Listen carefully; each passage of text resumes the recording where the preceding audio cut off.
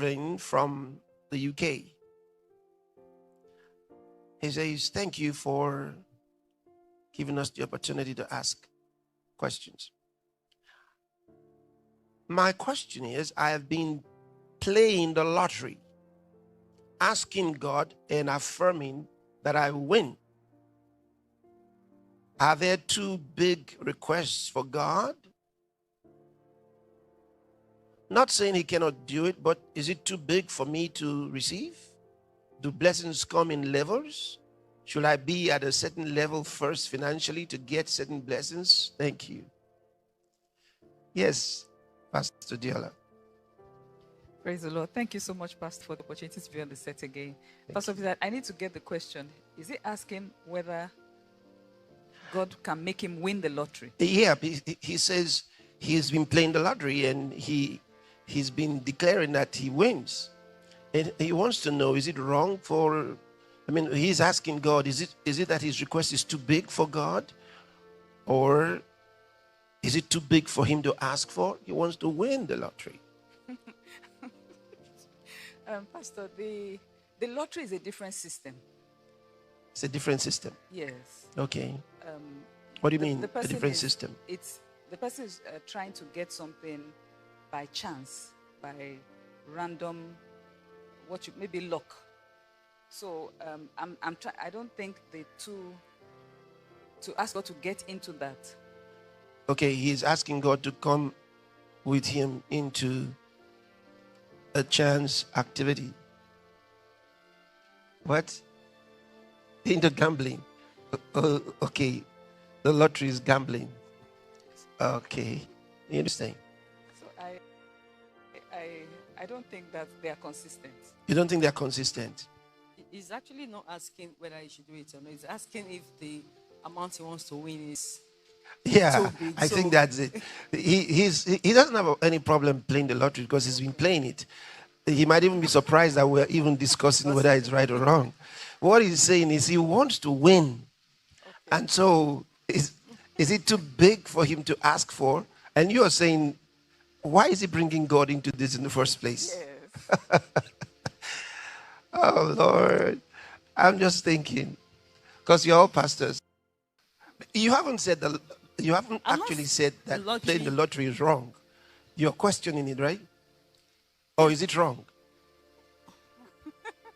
Because I think,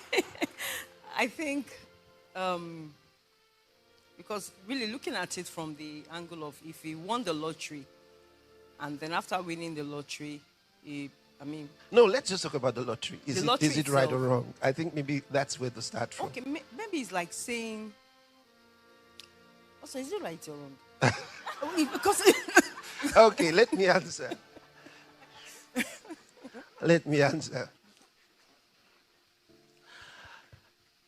Through the years, even when I was growing up, I knew that in the church there was we're back, as kids in the Assemblies of God Church,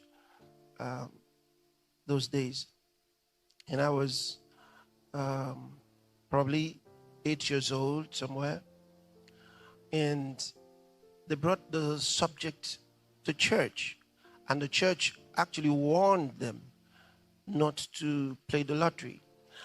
And they also had pools betting. Yes. So many were involved in those things and they were asked not to do them. I've had enough time.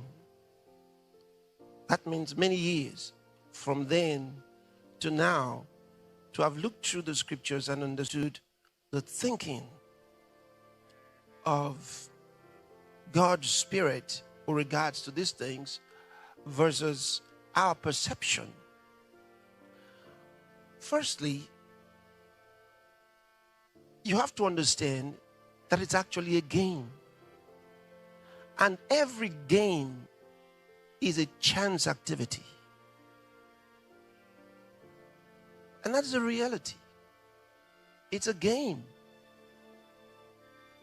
Whether it's a game of numbers or a game with your legs, your limbs, it's a game. And once you say that that's wrong, maybe the lottery, it might look so simplistic. But the reality is, what about those on the football pitch? There's no guarantee that they're going to score. They're hoping to. It's a game. And so are all other games. It's a chance. You're hoping it works. When you throw the ball, hoping it gets into that basket. You aim as much as you can. You practice it. Doesn't mean you don't have an opponent who will try to stop it. On a football pitch, you've got a goalkeeper there who's trying to stop your ball from coming in. So there's no guarantee that just because you've practiced so well, you're going to win. It's a game. These are all games. And that's the way the lottery is as well. It's a game. All of them. And when you think about that, you realize that the Bible was right all the time when he said to you, the race is not to the swift. He told you. The battle is not to the strong. He told you. He told you it's never according to your ability in life. Sometimes the smartest people, the most knowledgeable people are not the most prosperous people in the world. And yet the reason for the accumulation of that knowledge was because they wanted to have advantage in life. They wanted to be prosperous in life. And we know that there are so many of them who just can't even take care of themselves or of their families. They don't have enough money with all of their knowledge. The most prosperous people in the world are not necessarily the brightest. So where does that leave you? So it brings all of life into the same situation where the Bible clearly tells you the race is not to the swift. The battle is not to the strong. He proved it with David and Goliath. He proved it with Solomon, to whom he gave wisdom before he could read any book. Think about it. When God says, I chose you before you were born, it directs your life in the way you should go. The problem in the world is men wanting success without God. That's emptiness.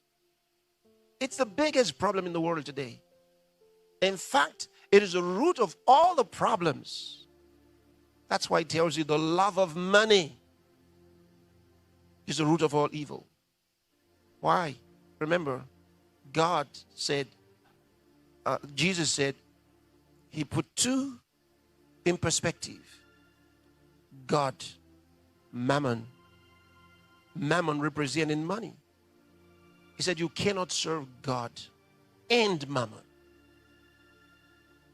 See, the pursuit of money is the reason many people do the things they do. And why is the pursuit of money? Most of the time is to be able to control your life and maybe the lives of others. See? But then he tells you, God should be your love.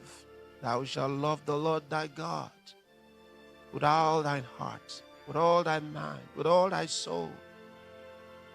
He wants you to love God, not love money. Love God. And when you love God, it means that your heart is after him. And then he directs your life from one level of favor to another, from one level of glory to another. You can't live in this world as though he doesn't exist. It's not acceptable to him. You might have been doing it, or it will not work. It'll fail. Just a matter of time. And then you find your life was a work of emptiness, a pursuit of emptiness. So here's this gentleman. He says he's been playing the lottery. He wants to win. But the idea is, it's not about the lottery on his mind, it's about the money. And that's why he's saying here, he says, is it too big a request? See? So it's about, look at it. He says, should I be at a certain level first financially to get certain blessings? Why does he think that the only way to get such money is by the lottery? When you walk with God, you don't box him in to a particular place. He can do bigger than this for you, actually. But you don't know it. So you think the only way is through the lottery. And that's what God is in disagreement with. That's not the only way.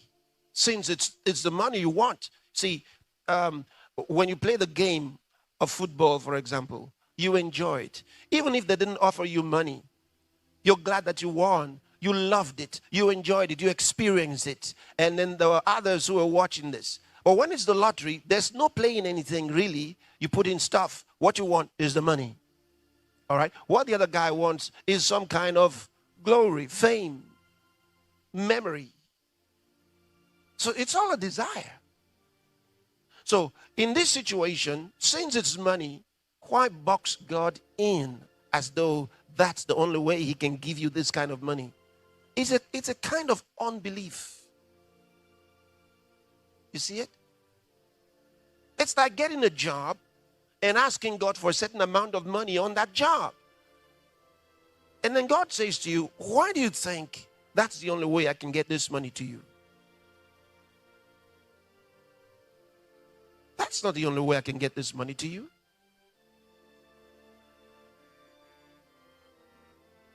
So just remember your purpose. Remember your actual purpose, your actual desire. It's money you want. Okay. Ask him and don't tell him how he must do it. Don't restrict him. Restricting him can be your number one limitation. Because you have limited God. Like how else is he going to do it? You don't trust him enough, do you?